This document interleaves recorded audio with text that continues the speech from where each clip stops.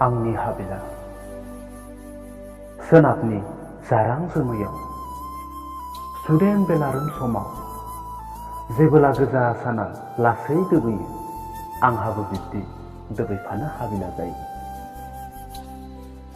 आदार जाखांनाय दाउब'आ दाउसिन सिला सिलारिया जेबोला बाहाथिं रोमै बिरलाङो बिरनानै थांनो बिसोरजों आंबो लुबैयो।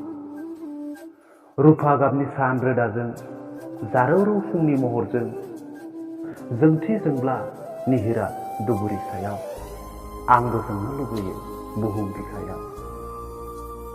गोजां बोथोर जोबनायाव बिरनानै दालाइ सायाव जेबोला खौवौआ देंखोनि बाना लाबोयो आंबो बिब्दिनो मुलुगखौ रिंहोनो हास्थायो। खोमसि दरसि हराव रिथि रिथानो नख्राङाव हाथरखिया जेबोला बयनोबो सोरां बिलायो आंबो बिब्दिनो हराव जोंनो लुबैयो।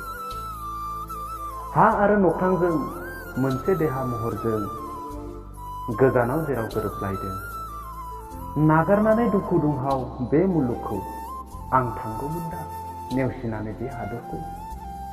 नाथाय आंनि हानि देहाया दान्दिसेनि बे सोलेरा हाजों दाजानाय हाजोंनो गोमालांगोन। हाबिलाया आंनि अराय सिमां जालांगोन।